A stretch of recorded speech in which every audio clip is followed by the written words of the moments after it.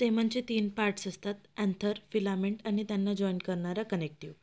Anther हे टेट्रास्पोरंजिएट structure असते, ज्यामध्ये 4 मायक्रोस्पोरोंजिया प्रेझेंट असतात. प्रत्येक मायक्रोस्पोरोंजियामध्ये sporogenous tissue and outermost parietal cell layer wall present असतात.